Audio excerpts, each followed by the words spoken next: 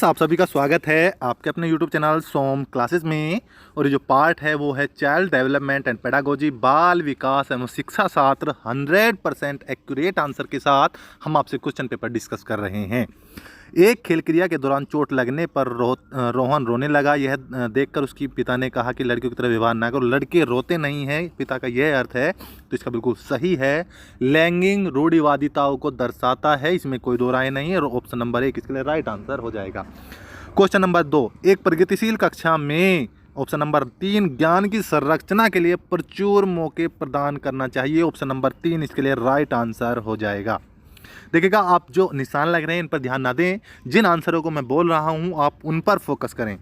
एक गतिविधि के दौरान छात्रों को संघर्ष करते देख एक अध्यापिका बच्चों को संकेत और इशारे जैसे क्या, क्यों, कैसे प्रदान करने का फैसला लेती है। लेव वाटकोस्की के सिद्धांत के अनुसार अध्यापिका की यह योजना ऑप्शन नंबर 2 अधिगम के लिए पाठ आधारभूत संरचनाओं का काम करती है। ऑप्शन नंबर 2 इसके लिए राइट आंसर हो जाएगा। नेक्स्ट क्वेश्चन पर चलते हैं। बच्चों के समाजीकरण के संदर्भ में निम्न में से कौन सा कथन सही होगा? राइट आंसर हो जाएगा ऑप्शन नंबर 1 विद्यालय समाजीकरण का एक द्वितीयक कारक है और परिवार समाजीकरण का प्राथमिक कारक है। ऑप्शन नंबर 1 इसके लिए राइट आंसर हो जाएगा। नेक्स्ट क्वेश्चन है, बहुबुद्धि सिद्धांत पर जोर देता है कि एक आयाम में बुद्धिमत्ता अन्य सभी आयामों में बुद्धिमत्ता निर्धारित करती है। ऑप्शन नंबर 2 इसके लिए बिल्कुल राइट आंसर हो जाएगा। लॉरेंस के कोलबर्ग के सिद्धांत, देखिए लॉरेंस का कोलबर्ग सिद्धांत दिया है के अनुसार किसी कार्य को इसलिए करना क्योंकि दूसरे इस कार्य की स्वीकृति देते हैं नैतिक विकास के चरम को दर्शाता है। क्वेश्चन नंबर 6 राइट आंसर हो जाएगा। ऑप्शन नंबर ए प्रथापूर्व। नेक्स्ट क्वेश्चन की तरफ बढ़ते हैं। लेव वाटकोस्की के सामाजिक सांस्कृतिक परिक्षेप्य अधिगम प्रक्रिया में महत्व पर जोर दिया जाता है या महत्व पर जोर देते हैं? इसके लिए राइट आंसर जो हो जाएगा आपका क्वेश्चन नंबर 7, जिसका राइट आंसर हो जाएगा ऑप्शन नंबर 1 सांस्कृतिक उपकरणों। दूसरा क्वेश्चन नंबर 8 पर चलते हैं। जीन पियाजे अपने संज्ञानात्मक विकास के सिद्धांत में संज्ञानात्मक संरचनाओं को के रूप में वर्णित करते हैं, जिसके लिए राइट आंसर हो जाएगा क्वेश्चन नंबर 9 इसका राइट आंसर हो जाएगा ऑप्शन नंबर 2, यानी कि ऑप्शन नंबर 2 विचार सोच में सेकेंद्रीकरण, विचार सोच में केंद्रीकरण जो है इसके लिए राइट आंसर हो जाएगा। और जो इससे पहले क्वेश्चन था क्वेश्चन नंबर 8 इसके लिए राइट आंसर हो जाएगा ऑप्शन नंबर 4 स्कीमा मनोबंध इसके लिए ऑप्शन नंबर 4 राइट आंसर हो जाएगा। विकास के संदर्भ में निम्न में से कौन सा कथन सही है? क्वेश्चन नंबर 10 जिसके लिए राइट आंसर हो जाएगा ऑप्शन नंबर 4 विकास बहुआयामी होता है। इसके लिए राइट आंसर हो जाएगा ऑप्शन नंबर 4। क्वेश्चन नंबर 11 है जिसमें दिया गया है जन्म से किशोरावस्था तक बच्चों में विकास किस क्रम में होता है? तो इसका राइट आंसर हो जाएगा ऑप्शन नंबर 1 सांवेतिक, मूर्त तथा अमूर्त। ऑप्शन नंबर 1 इसके लिए राइट आंसर हो जाएगा। नेक्स्ट क्वेश्चन है, एक प्रगतिशील कक्षा में व्यक्तित्व में विभिन्नताओं को किस प्रकार देखा जाना चाहिए? क्वेश्चन नंबर 12 है जिसके लिए राइट आंसर हो जाएगा ऑप्शन नंबर 3 योग्यता आधारित समूह बनाने पर मापदंड। ऑप्शन नंबर 3 इसके लिए राइट आंसर हो जाएगा। एक समावेशी कक्षा में पर जोर देना होना चाहिए, जिसके लिए राइट आंसर हो जाएगा ऑप्शन नंबर 4। इसके लिए राइट आंसर ऑप्शन नंबर 4 हो जाएगा। हर बच्चे के सामर्थ्य को अधिकतम करने के लिए अवसर प्रदान करने। दिव्यांगजन अधिकार अधिनियम 2016 के अनुसार निम्न में से किस शब्दावली का प्रयोग उपयुक्त है? तो इसके लिए राइट आंसर हो जाएगा छात्र जिसे शारीरिक दिव्यांगता है उसे आप जो दिव्यांगजन अधिकार अधिनियम 2016 आया है ऑप्शन नंबर 3 इसके लिए राइट आंसर हो जाएगा। क्वेश्चन नंबर 15 है और क्वेश्चन नंबर 15 में दिया गया है अधिगम कठिनाइयों से जूझते छात्रों की जरूरत को संबोधित करने के लिए अध्यापक को क्या करना चाहिए? क्वेश्चन नंबर 15 का राइट आंसर ऑप्शन नंबर 3 हो जाएगा व्यक्तिगत शैक्षिक योजना बनाना। ऑप्शन नंबर 3 इसके लिए राइट आंसर हो जाएगा। सृजनात्मक की पहचान का प्रमुख लक्षण क्या है? तो इसका राइट आंसर हो जाएगा क्वेश्चन नंबर 16 का ऑप्शन नंबर 3 अति सक्रियता। क्वेश्चन नंबर 3 का राइट आंसर हो जाएगा ऑप्शन नंबर 2 अपसारी चिंतन।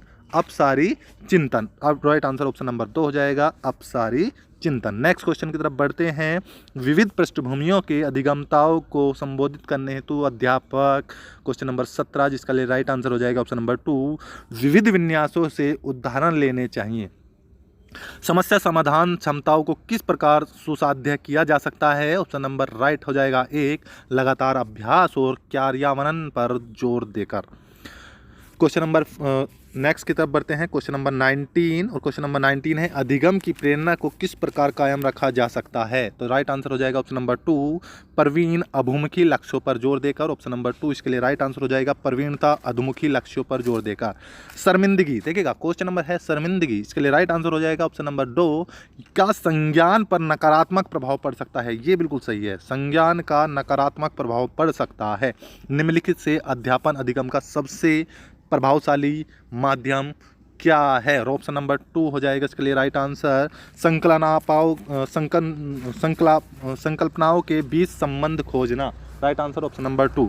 नेक्स्ट क्वेश्चन की तरफ बढ़ते हैं। एक अध्यापिका को दिए गए किसी कार्यकलाप के छात्रों के विभिन्न त्रुटियों का विश्लेषण करना चाहिए, क्योंकि क्वेश्चन नंबर 22 राइट आंसर हो जाएगा ऑप्शन नंबर 2।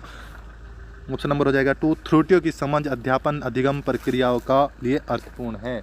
नेक्स्ट क्वेश्चन की तरफ बढ़ते हैं। क्वेश्चन नंबर 23 है और क्वेश्चन नंबर 23 के लिए जो राइट आंसर हो जाएगा वो हो जाएगा ऑप्शन नंबर 2 वो आंतरिक रूप से अभिप्रेरित हों। ऑप्शन नंबर 2 वो आंतरिक रूप से अभिप्रेरित हों। अधिगम की सर्वोच्च अवस्था कौन सी है, तो इसका राइट आंसर हो जाएगा ऑप्शन नंबर 3 संतुलित उत्तेजना और कोई भय नहीं। क्वेश्चन नंबर इसका राइट आंसर हो जाएगा ऑप्शन नंबर 3, इसका राइट आंसर ऑप्शन नंबर 3। आगे बढ़ते हैं। अधिगम का संरचनात्मक विचार यह सुझाव देता है कि ज्ञान की संरचना में बच्चों की कोई भूमिका नहीं होती। बच्चे पूर्ण रूप से वयस्कों पर निर्भर करते हैं। बच्चे सक्रिय भूमिका निभाते हैं। बच्चे पूर्ण रूप से पाठ्य पुस्तकों पर निर्भर रहते हैं। क्वेश्चन नंबर 25 जिसका राइट आंसर ऑप्शन नंबर 3 हो जाएगा, बच्चे सक्रिय भूमिका निभाते हैं। अधिगम के लिए निम्न में से कौन सी धारणा उपयुक्त है। देखिएगा योग्यता सुधारिए, योग्यता अटल, प्रयासों में कोई फर्क नहीं पड़ता, असफलता अनियंत्रित। ऑप्शन नंबर 1 यानी योग्यता सुधारिए है ऑप्शन नंबर 1 राइट आंसर हो जाएगा। निम्न में से कौन सी परिपाटी विद्यार्थी संकल्पनात्मक समझ में बढ़ोतरी करने में सहायता है। तो क्वेश्चन नंबर 27 जिसका राइट आंसर हो जाएगा ऑप्शन नंबर 4। राइट आंसर हो जाएगा आपका ऑप्शन नंबर 4 यानी कि अन्वेषण और संवाद, inquiry and dialogue. Right answer option number 4 इसके लिए बिल्कुल सही हो जाएगा। नेक्स्ट क्वेश्चन पर चलते हैं। क्वेश्चन नंबर 28 है। एक कार्य के दौरान साइना स्वयं से बात करती है और वह कार्य को किस प्रकार प्रगति के इस तरह से एक क्वेश्चन दिया गया है जिसमें संज्ञानात्मक अपरिपक्वता, स्वनियमन, आत्मकेंद्रिता, मनोवैज्ञानिक विकार प्रकार के कुछ संबंध दिए गए हैं। तो इसका राइट आंसर हो जाएगा 28 का, जिसमें सही है आपका संज्ञानात्मक अपरिपक्वता। ऑप्शन नंबर 1 राइट आंसर हो जाएगा। मूल्यांकन पद्धतियों का लक्ष्य होना चाहिए विद्यार्थियों की ज़रूरतों एवं आवश्यकताओं की पहचान करना। इसके लिए राइट आंसर हो जाएगा ऑप्शन नंबर 3 विद्यार्थियों की ज़रूरतों एवं आवश्यकताओं की पहचान करना। ऑप्शन नंबर 3 इसके लिए राइट आंसर हो जाएगा। बच्चों के विकास की व्यक्तिगत विभिन्नताओं को किस प्रकार प्रतिरोपित किया जा सकता है, तो इसका राइट आंसर हो जाएगा ऑप्शन नंबर 4 आनुवांशिकता एवं पर्यावरण की पारस्परिकता पर। तो इस प्रकार दोस्तों हमने आपको जो आपका ये है चाइल्ड डेवलपमेंट पेडागोजी ये सोल्व कराया है और मिलते हैं जल्दी ही आगे के पार्ट में। तब तक के लिए आप चैनल को सब्सक्राइब कर लीजिएगा। मिलते हैं नेक्स्ट वीडियो में, तब तक के लिए जय हिंद, जय भारत, धन्यवाद।